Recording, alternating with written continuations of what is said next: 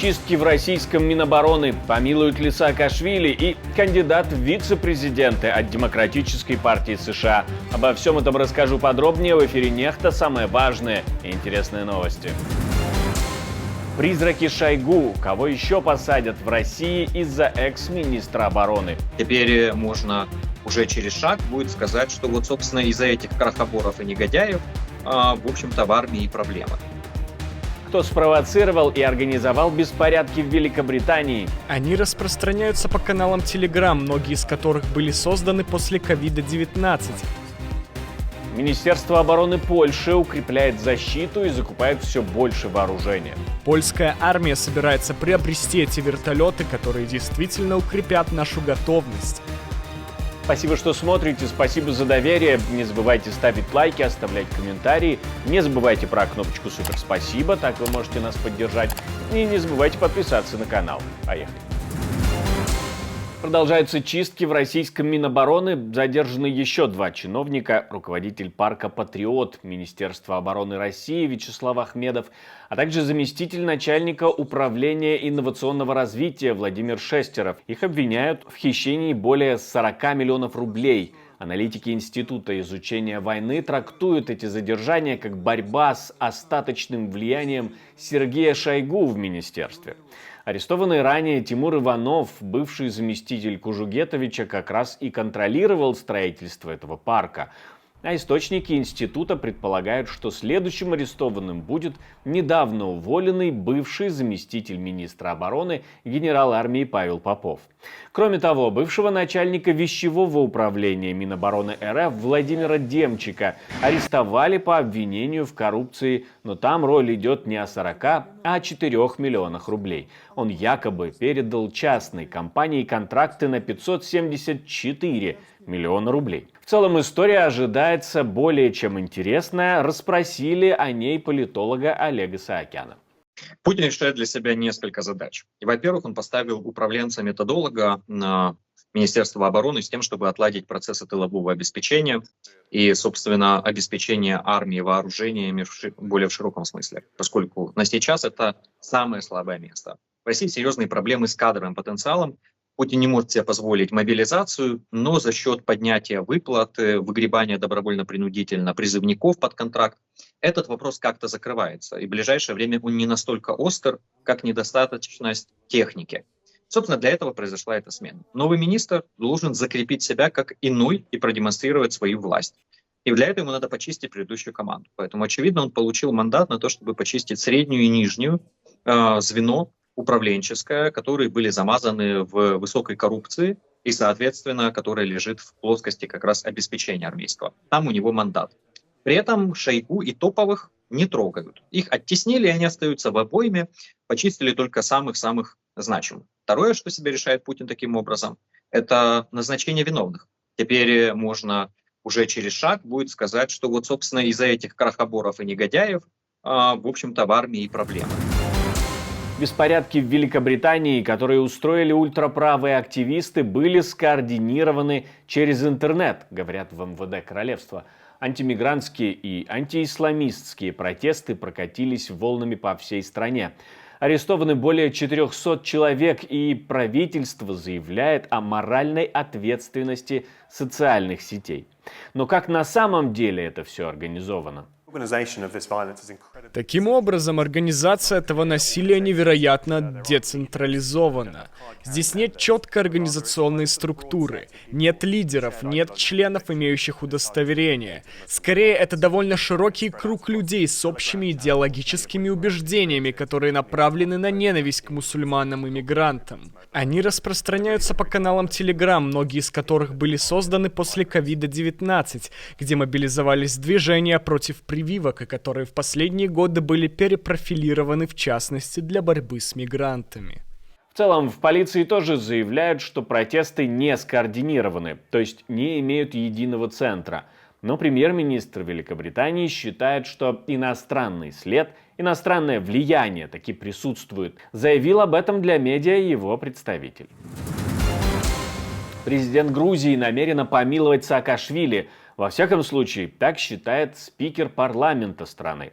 Якобы президент Саломе Зурабишвили, которая числится таки в партии «Грузинская мечта», на самом деле находится в союзе с Саакашвили и с партией «Единое национальное движение». Саломе Зурабишвили сохраняет свой пост благодаря лично Михаилу Саакашвили и национальному движению. Вы видели настроение грузинского народа, решение Конституционного суда и парламента относительно ее импичмента. Конечно же, у всего этого есть свои обязанности в связи с помилованием, и я уверен, что у нее будут такие планы.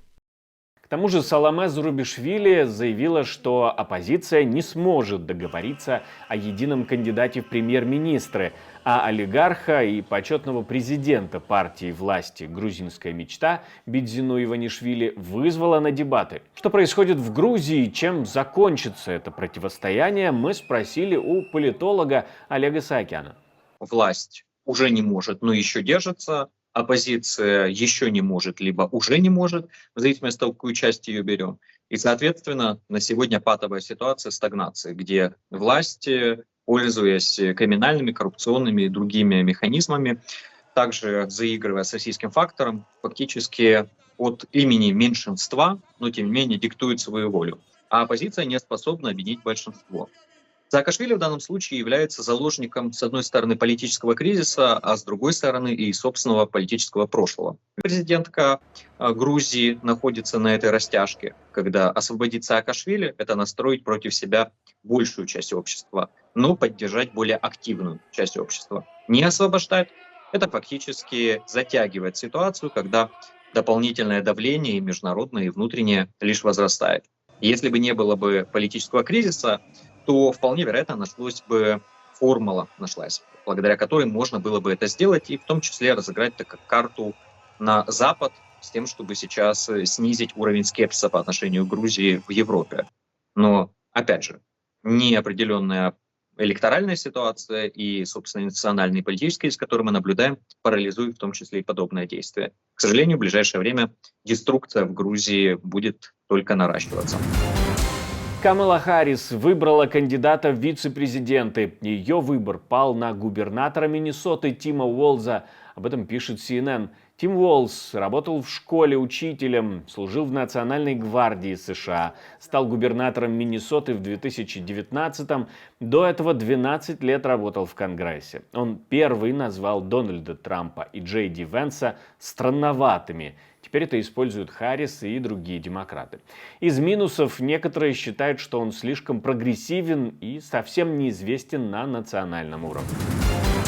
Министерство обороны Польши подписало в понедельник 2 ключевых офсетных соглашения с компаниями Boeing и General Electric на покупку 96 вертолетов Apache.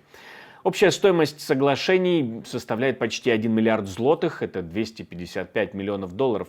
Соглашения включают положение о техническом обслуживании деталей в польских городах Лодзь и Демблин, а также предложение технического обслуживания и обучение инженеров для работы с такими вертолетами в военно-технологическом университете в Варшаве. В августе прошлого года Государственный департамент США, а затем и Конгресс, одобрили продажу этих вертолетов Польше. Армия польская.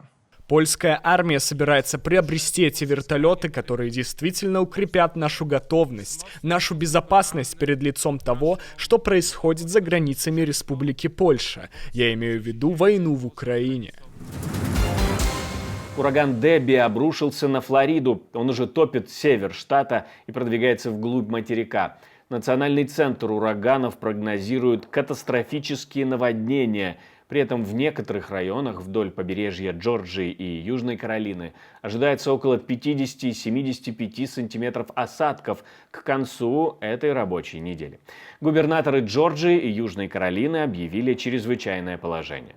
Если мы посмотрим на радар, то увидим центр Дебби между Таллахасси и Лейк-Сити. Но вы можете видеть большую площадь дождевого щита с сильными осадками, которые сейчас идут по большей части в юго-восточной Джорджии до Саванны, продвигаясь теперь к Чарльстону, частям прибрежной Южной Каролины. Этот дождевой щит будет продолжать расширяться на север и восток в течение следующих нескольких дней.